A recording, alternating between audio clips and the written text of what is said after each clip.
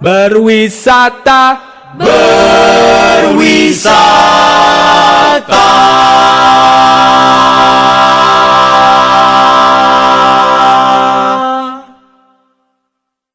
Dana cepat, jaminkan BPKB mobil Anda. Pencairan mulai 0,8% non BI cek. Jual obat oles tahan lama pria Hajar Jahanam. Harga promo 300.000 dapat 2 botol.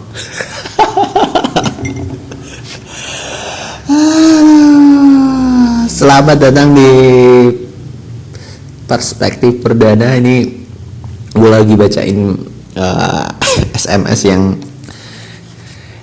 yang nyepam ke handphone gue. Gue nggak ngerti ya, ini mereka dapatnya dari mana gitu. Data gue gue dapat SMS aneh-aneh. Apalah BPKB mobil peminjaman dengan jaminan BPKB lah, apalah, ada Hajar Jahanam segala macam. Gue tuh nggak ngerti sama ini. Gue tuh tapi penasaran sama apakah ada orang yang menanggapi ini gitu dengan spamming di SMS gitu. Apakah ada orang yang close transaksi ini gitu? Karena dari iklannya aja udah cupu gitu.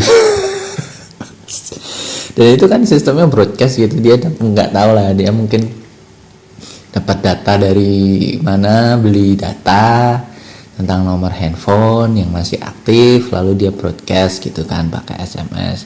Which is SMS tuh lebih mahal kali daripada WhatsApp atau yang lain gitu, dan so dia lebih modal ya.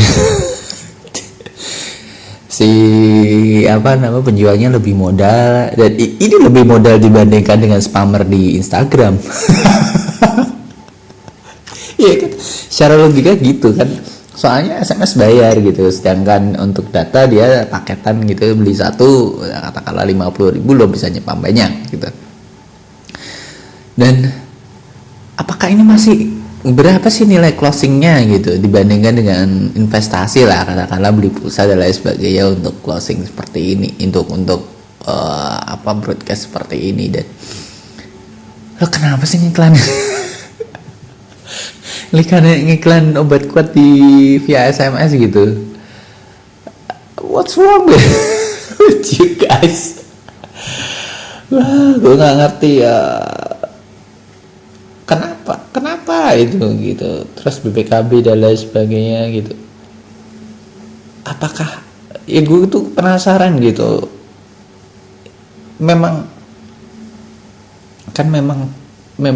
pasalnya segmented ya. Itu kenapa lo nggak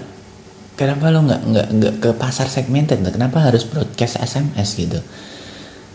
Apakah tujuannya itu memang pasar di bawah? Jadi middle low gitu, yang memang belum ada smartphone dan lain sebagainya, itu tujuannya itu gitu. I really don't know how to this work gitu. Karena menurut gue jauh lebih gede investasinya loh dibanding closingnya gitu. Katakanlah per SMS sekarang berapa sih SMS tuh? 150 ya, 150 lo dapat berapa sih? 100 orang ya, 150 ribu loh. 150 ribu, dan itu belum tentu closing loh. Itu lo berharap gimana sih 5% dari 500 dari 100 orang itu gitu. Ya susah men gitu. Ya asuransi aja ditolak gitu kan. Pak, mohon maaf ada waktunya sebentar. Enggak, saya sibuk. Saya lagi meeting. Gue gak ngerti. Gue pernah itu sekali dapat telepon kan dari sebuah bank, dan I don't know how they trade CS-nya gitu. CS-nya gitu. Jadi gue pernah dapat penawaran lah dari sebuah bank gitu kan. Terus apa namanya yang ngomong ini lucu gitu, gimana mereka ngetrain people yang persu ke klien gitu kan, klien lah kata calon nasabah lah, dia persu ke calon nasabah, Pak, ini benar dengan Pak cara perdana? Oh ya benar, Pak, ini mau survei saja bang, kami ini mau survei, ini bapak sekarang kerja atau kuliah ya, atau wirausaha ya gitu. Oh saya kerja. Oh alhamdulillah. Ya pak, saya kerja, semoga karirnya naik ya pak ya. Oh, oh iya. Ini kenapa sih harus dilur-lur gitu? Ini bapak sudah menikah belum? Oh belum, oh semoga sempat mendapatkan jodoh yang terbaik ya pak ya, amin ya pak. Ini kondangan atau gimana sih? Ya ujung-ujungnya dia nawarin asuransi gitu. Men, gue kenapa gitu se-fake itu? Gue tuh lebih menghargai sama orang-orang yang ngomong terus terang bahwa apa ini mau nawarin ini, terus gue dengan senang hati akan jawab, saya belum butuh dan mungkin bisa telepon next time lah, saya lagi sibuk dan lain sebagainya. Gue tuh seneng gitu, ini tuh nggak buang waktu gitu. Itu tuh percakapan telepon bayar kali. Iya kan, CS-nya percakapan telepon bayar gitu. Lo kenapa sih harus apakah ada studi dengan ngelur-ngelur gitu lo bakal dapat nasabah gitu ya? Kalau gue sih enggak gitu. Gue tuh mending sama orang yang lo nggak usah basa-basi deh gitu. Lo nawarin apa, gue tertarik atau enggak ya gue jawab gitu. Gue kalau tertarik ya gue ngomong, kalau enggak ya enggak gitu. So ini menurut gue lebih menyenangkan lah di kedua belah pihak. Di sisi lain lo nggak buang waktu untuk apa sih istilahnya, pursue yang wrong person. Di sisi lain gue juga nggak buang waktu gue gitu. Ini kenapa harus seperti ini gitu. Gue tuh pengen ngerti agensi di balik itu atau pelatihan di balik itu tuh seperti apa gitu. Gue tuh penasaran gitu, apakah dengan trik secemen itu tuh akan menarik lebih banyak pelanggan gitu. Gue nggak ngerti juga, tapi ya maybe ya. Laku di Indonesia gue nggak ngerti ya, penggandaan uang aja masih ngetren kok. Cuma begini ya dia kan, aduh. Gue tuh nggak ngerti sama sistem penggandaan uang itu, men. Gue tuh ini gitu skema yang all the time itu selalu ada gitu. Dan ya memang yang namanya kebodohan manusia itu nggak bisa diprediksi ya, bukan prediksi sih ya, nggak bisa dinilai lah. Lo ngukur kebodohan manusia itu susah, men. Lo juga akan jadi bodoh kalau ngukur kebodohan manusia. So ini tuh ada gitu. Gue tuh yang nggak habis pikir ya dengan kasusnya Dimas Kanjeng Dimas Kanjeng ya, itulah apa namanya, beberapa nasabah atau klien apa sih istilahnya, muridnya dia yang masih tetap bersikuku di tenda atau gimana ya, pokoknya di Padepokan itu berharap bahwa uangnya balik. Ya nggak mungkin lah, men, gitu. Lu gimana, lu tuh udah ditipu gitu, and then kenapa lo nggak merelakan itu dan let it go, and then lo mengaku itu salah dan ya udah cari duit lain gitu. Wah, you do this gitu. Itu kan menambah kebobrokan apa ya, lo buang waktu untuk hasil yang pasti nggak akan dapet gitu loh. Itu tuh juga udah tangkap polisi, dan so yuk balikin duit di mana sih lo? Aku nggak ngerti juga sih itu kan. Kasihan gitu gue mikir. Dan sebegitu mudahnya orang itu terpengaruh sama penggandaan uang gitu. Dan apakah ini berlaku? Gue sempat berpikir ya, apakah hal-hal semacam ini itu terjadi pada orang-orang yang tingkat ekonominya menengah ke bawah gitu, yang mudah ditipu dan mudah. Ini gue mikirnya seperti itu until one day gue baca artikel di Wall Street Journal lagi. Gue ini nih referensinya ke barat-baratan ya. So ini lebih advance lah. Self proclaim gini. Enggak lah, gue punya teori gitu. Ya pokoknya yang gampang-gampang ketipu tuh ekonomi ke bawah pasti, karena secara sisi tingkat pendidikan tentang kondisi finansial, melek finansial tuh nggak ada gitu. So ini lebih gampang ditipu lah gitu, dan orang-orang seperti itu lebih gampang masuk gitu. Ternyata setelah gue ulik ternyata nggak juga gitu. Ternyata banyak penipuan skema Ponzi scam. Kalau lo coba googling, Ponzi itu nama orang. Kalau nggak salah dia asalnya dari Rusia, dan dia Rusia atau Inggris ya, gue lupa. Dia sistemnya itu sama, yang ngumpulin banyak orang lagi, itu bikin masa ngumpulin duit orang and then dia berjanji akan mengembalikan dengan tingkat persentase sekian. Ternyata tingkat persentase sekian itu bukan diputar dari usahanya dia. Waktu itu dia beli perangko kalau nggak salah,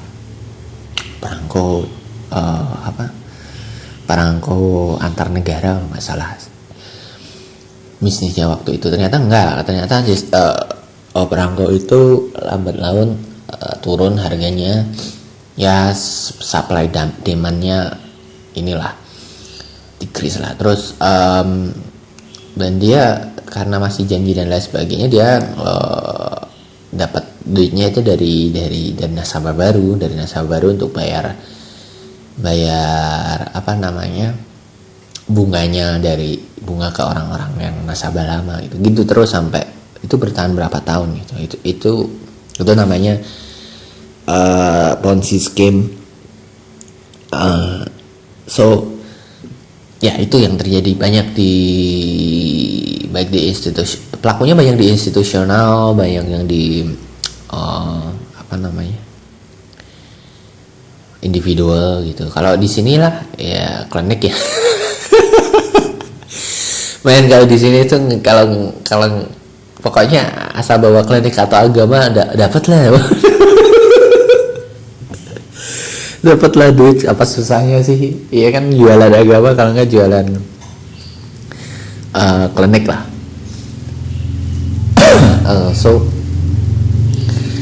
yang di Amerika itu, aduh hujan lagi. Di Amerika itu kalau nggak salah dia mantannya direktur dari New York Exchange.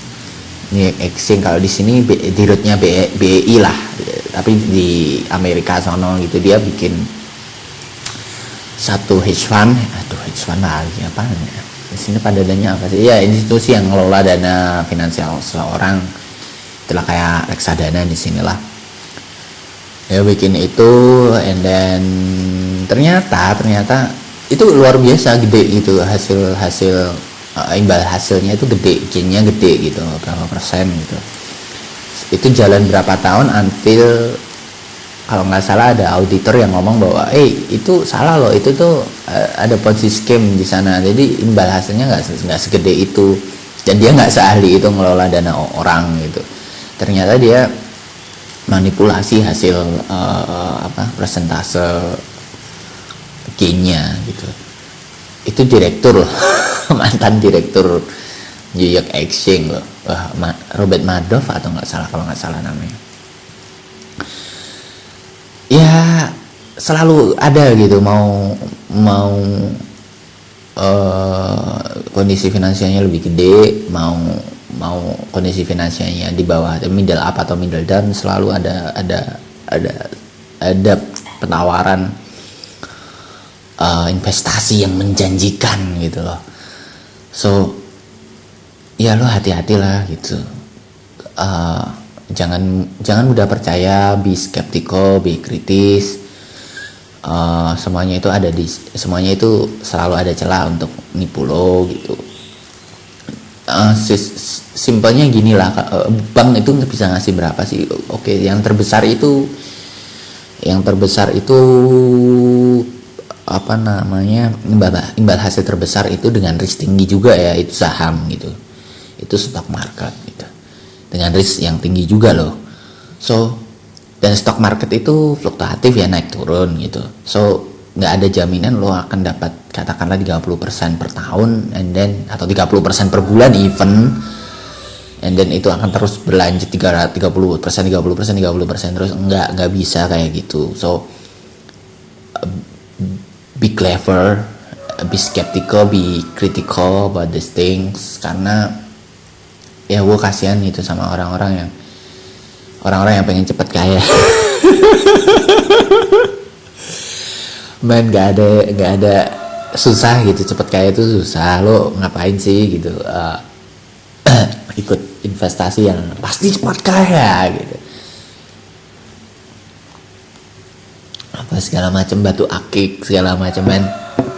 Ya lo kalau belajar psikologi market gitu, lo tau lah kenapa batu akik itu turun, kenapa, dan itu kenapa bisa booming terus. Apa sih dulu tuh, Anthurium ya, atau apa sih, gelombang cinta gitu, kenapa harganya bisa turun itu. So you must study psikologi market gitu, tentang gimana caranya ngebandarin lah, istilahnya ngebandarin barang-barang yang sebenarnya value-nya tidak segede itu, sampai di titik euforia akhirnya turun gitu. Ya tingkat pendidikan, tingkat kesadaran melek finansial lah, kalau gue bilang melek finansial itu ternyata tidak sejalan dengan pendidikan event atau tingkat ekonomi gitu kan. Ya mungkin gue juga nggak tahu apakah kemungkinan kalau orang yang lebih tinggi tingkat pendidikannya, dia lebih more critical gitu, walaupun nggak bisa dipukul rata gitu kan. Tapi masalah melek finansial tuh susah ya di Indonesia ya. Di Indonesia kan kalau belum beli mobil Lamborghini kan belum kaya ya. Maka status kekayaan itu dinilai dari dia bisa beli mobil sport atau enggak, dia bisa dia posting di Instagram ke restoran yang mewah setiap hari enggak gitu kan. Iya kan, dia sering traveling ke tempat-tempat eksotis di seluruh dunia enggak, itu kan patokan kekayaan orang Indonesia gitu. Padahal nggak tahu lah gitu ya, pencitraan lebih baik. Terlihat kaya itu lebih mulia lah dibanding kaya beneran, ya nggak sih? Iya kan, iyalah gitu kan. Kalau belum punya supercar kan belum kaya loh.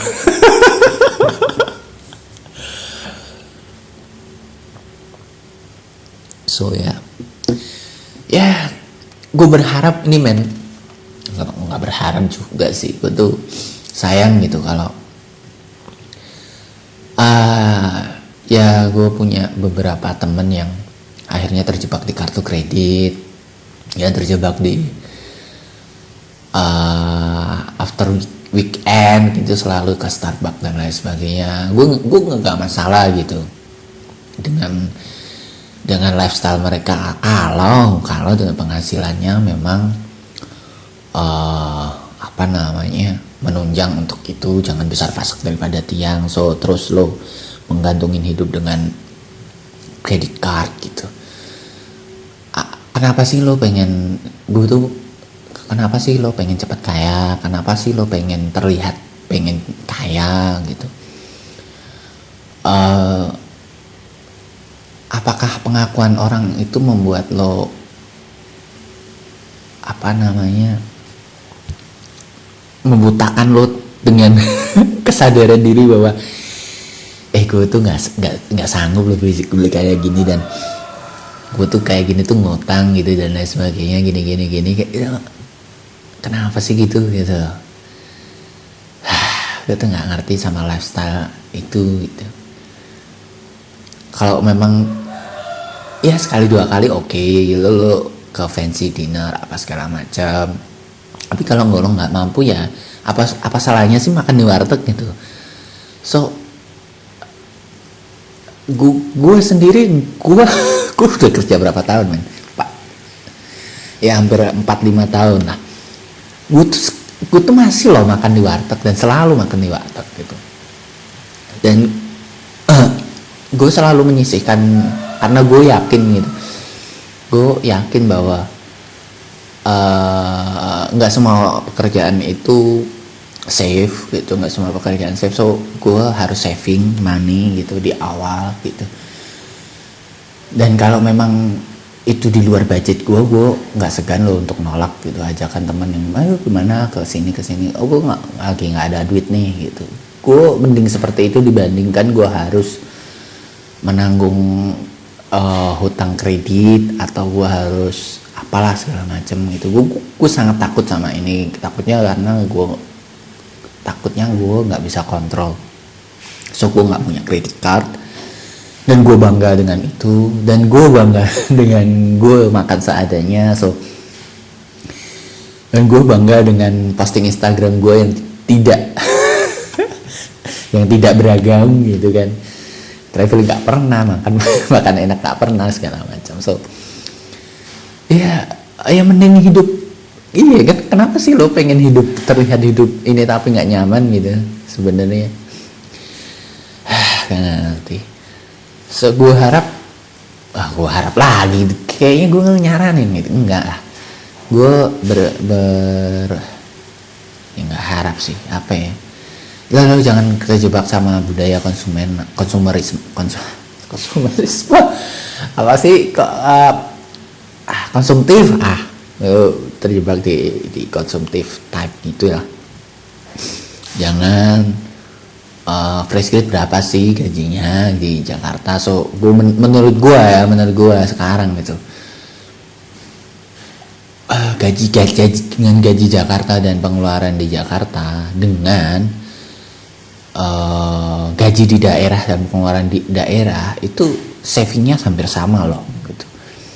So kalau lo pengen ini membujuk para pekerja Jakarta nih, enggak sih, maksudnya gue mikir gitu ya, kalau savingnya sama dengan tingkat stres dan tingkat ketidaknyamanan dan tingkat kualitas hidup yang menurun, so kenapa nggak milih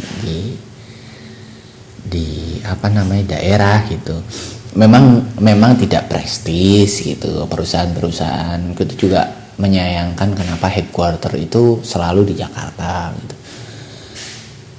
Dan talent lokal itu kan selalu sekarang talent lokal itu selalu masuk ke Jakarta gitu, gak pernah diserap sama daerah, karena memang daerah ya kalau dia itu nggak masuknya kebanyakan industri manufaktur gitu.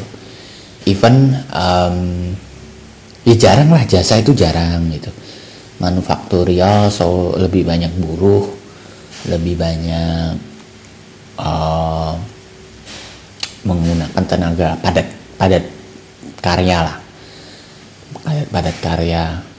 karena memang menyerap tenaga kerja. So ya memang tidak prestis, tapi bayarannya kayaknya hampir sama lah. Savingnya bayarnya beda, savingnya hampir sama gitu. Dan gue sih memilih untuk kalau sebisa mungkin gue di daerah atau Jakarta, gue ke daerah sih, karena kualitas hidupnya beda. Lo masih tanya sama macet gitu. Gue tuh nggak ngebayang tahun 2020 lah katakanlah tuh Jakarta tuh se-crowded apa gitu. Semua pembangunan di sana, talent itu pekerja itu dari daerah itu diboyong ke sana. Ya lo lihat lah kalau di Jakarta itu isinya kan pendatang semua tuh. Lo lihat lah waktu Idul Fitri, Idul Adha atau hari-hari libur besar gitu tuh. Ini enggak gitu seberapa padatnya Jakarta gitu. Orang Betawi berapa sih gitu, itu mikir gitu. Dan kenapa selalu pembangunan, selalu headquarter tuh di situ, kenapa seperti itu gitu. Padahal secara kalau lo ngomongin masalah, memang perputaran uang di sana gede gitu. Tapi kalau lo ngomongin masalah infrastruktur gitu, sekarang dengan ke internet gitu, lo bisa ngatur itu tuh dengan pusat headquarter tuh di mana aja gitu sekarang tuh.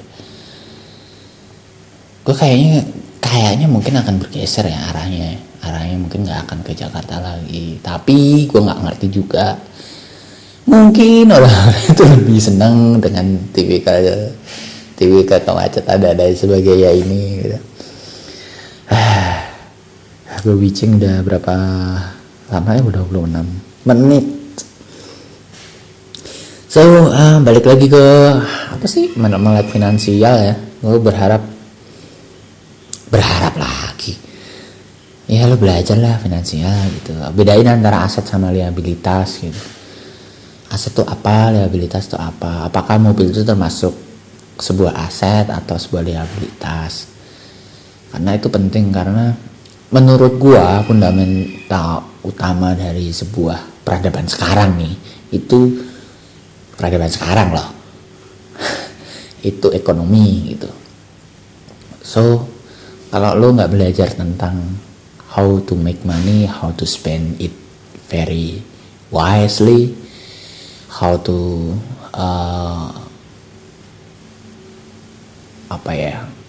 inflasi segala macam, lo nggak belajar itu, lo sayang gitu. Lo hidup di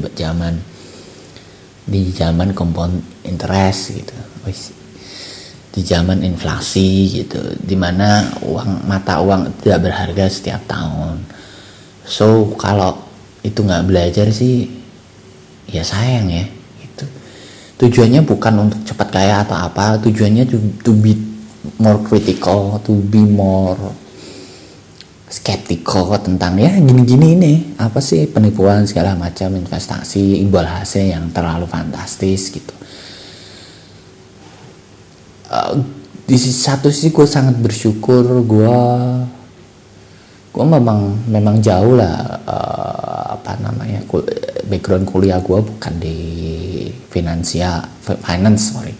bukan di finance atau ekonomi gitu, tapi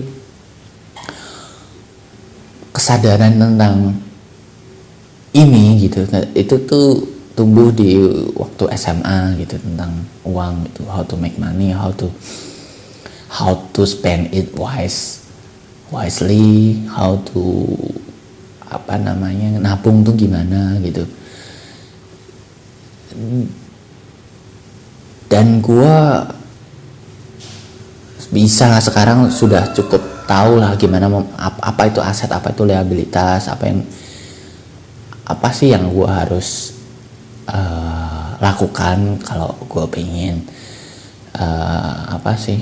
pengen kaya lah katakanlah seperti itu. Apa yang harus gue lakukan kalau agar gue tidak besar pasak daripada tiang gitu.